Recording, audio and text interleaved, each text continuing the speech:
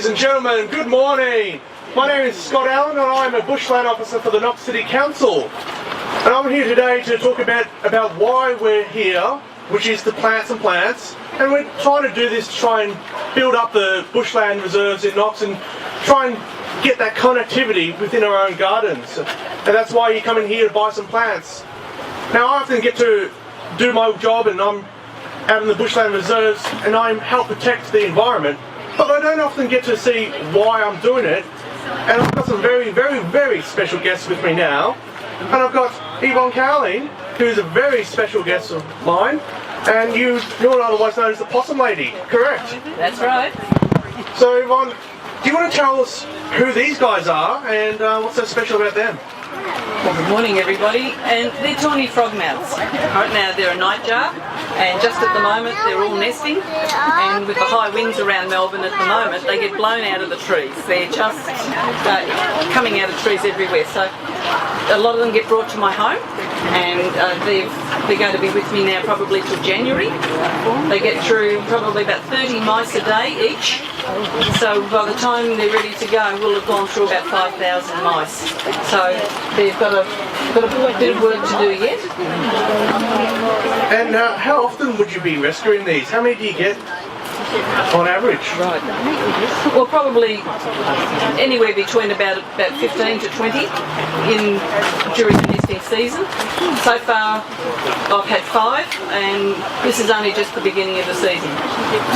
And why is it they need rescuing? Is it just because they're young and they've fallen out of the nest, or is it due to heat, or is it due to cats preying on them? What's the main reason why they need rescuing? Well, at this time of the year, around about the Spring Racing Carnival, there's always high winds in Melbourne, and that's where they get blown out of the trees, because the females nest very, very high up in the canopy, and they've just got no protection from the wind. They just get blown out, and of course they're on the ground, and this is where people pick them up. I mean, this is absolutely fantastic seeing these little fellas here, because as I said, in my line of work as a Bushland Officer for Knox City Council, I never get a chance to actually see these guys in action and see them around. I'm making far too much noise, or I'm too focused on my work, and it's very rare for me to actually get to appreciate what I am trying to provide for these guys, which is significant bushland habitat. And I guess you would agree that we need more connections with people's houses to try and, provide food and habitat for these guys.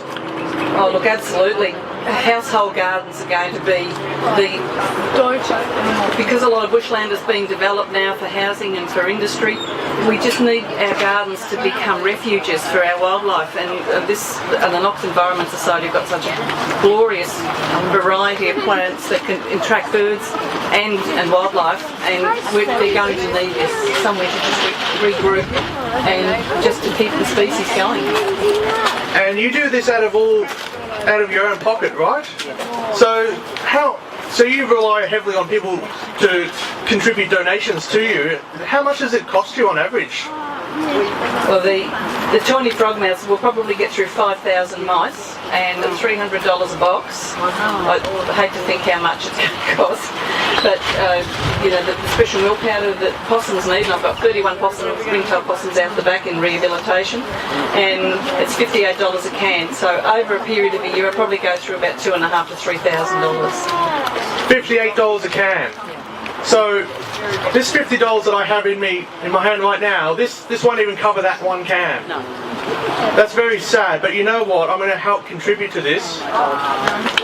There's $50 right there, trying to contribute to helping these little fellas and helping you out, because what you do is very, very important for the bushland reserves, for these guys, and to help educate our community about just the importance of how special these guys are and what we've got left.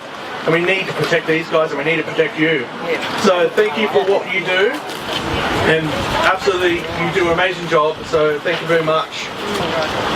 Scott, thank you. Every cent helps. This is probably one of the only times I ever have a collection box out, and the Knox Environment Society have been very supportive of me over the years, and I can't tell you how much I appreciate it. When you're on a very limited income, you really need all the help you can get. So I do appreciate your help today, and also the support. Cheers. Thank you. if you see injured wildlife on the side of the road, this is where it's really important to stop, because at this time of the year there's usually young in the pouch. And learning and just knowing how to take the joey out of the pouch of a dead mother can be critical to its survival. If you find that there is a joey, so I'll get you to hold the mic. I can be the mic. You run me through what we're doing here. Alright, okay. Alright, so what we're going to do, just remember that the skin around the front of the pouch, it's like it's a membrane, and it will stretch. So all you need to do is to pull it open until you can see part of the joey. Alright, now once you can see it, just hold on to it gently but firmly. Don't try and pull it out. It'll be frightened, it's wriggling back inside. All you need to do is keep stretching the membrane and ease the joey out. Then get it wrapped up, because the pouch is warm, it's dark and it's quiet. A tea towel or a towel in the car is great. Whiz off your jacket, no problem. So if I've got my jumper, I can take my jumper off and that will do? That'll be perfect. So, but as long as you get them touched, and please, please, please don't ever feed them. In a state of shock, they won't feed properly anyway.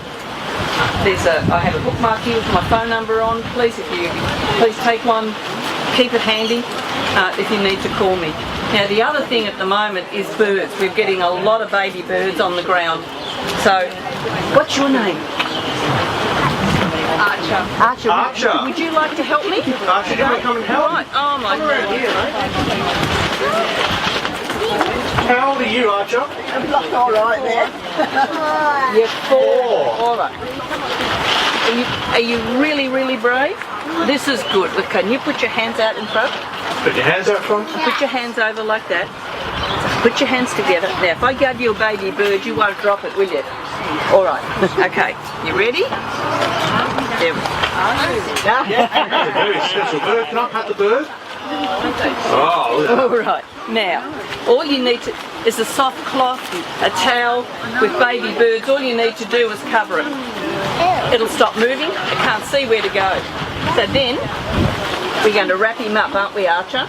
All right, so you pick him up, cover him. Can you help me? You roll him up. That's it. Now you hold on to him. Now, Gotta be gentle with him, though. now like any species, all species are different. A possum will curl up in a ball and stay comfortable. But with a baby bird or any bird, you must have the head upright. If you don't, if you tilt it at any angle, within 35 minutes it will die, because it's the way their blood circulates. So it's important to make sure in any bird rescue. All right? Okay. Well, thank you for that. Well, thank you. Thank you. Round of applause for Archer. Yeah, well done. Good on you, buddy. Would you like to do another rescue with me? You would. Oh. Are you super, super brave? Okay. Well, you'll have to be. Okay, we have to put your arms right over there now. Can you do that? Right, now you won't drop him. No, all right. This is a really big bird, I imagine. All right. Don't drop him. Oh, wow. Well, what rare species is this? Well, it's an endangered species. There's only one left. Oh, better take care of it then. Okay. Look, one of the things that I find with people is a lot of birds that get into trouble have got huge beaks, they've got talons, and you must protect yourself. Any large bird that's on the road, like a cockatoo or magpies and currawongs, they've all got talons. I don't know whether you realise that. So during some of the really bad bushfires, some of the firemen have actually just bent down and picked up a bird. I had one guy come in, he gave me the bird and he had the finger that had bit off in his top pocket. Yeah, it was a galah. So they don't understand you're trying to help and to rescue them, and this is why it's important, and this is why I want to show you how to do it properly and you won't get hurt. What you need to do is you need the thickest bath towel you have. Have one folded up, it just lies flat in your boot if ever you need it. You throw this right over. Oh, sorry, I nearly lost you. All right, so we always have a good length of the towel out in front. If there's any fight left in the bird, it will embed itself in the towel. And this is where pillowcases, I've always got stacks of these in the car. These are great for rescue. Is there any risk of panicking the bird, Yvonne? Oh yeah, especially with big birds. So they'll try to scurry away if they can. And in that time of terror, they think, and they'll lash out. So, but if you've got a thick towel, they'll lash out on the towel and you won't get hurt. So all you need to do then is you push just down gently behind the head. And now this piece of towel here, you just work that back under the bird with the pillowcase.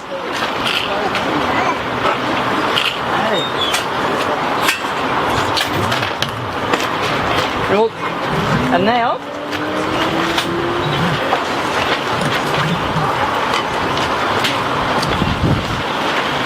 always have somebody with a shoelace that you can whiz off the shoe to tie it off. But two things have happened. One, you've rescued the bird, you've saved yourself an injury, but you've also confined any injuries that he has that he can't flap around and make them any worse. And then get them to the nearest either veterinary clinic if you can see there's a lot of blood and damage. I would say 99.99% of vets will always receive wildlife free of charge, okay, and do an assessment.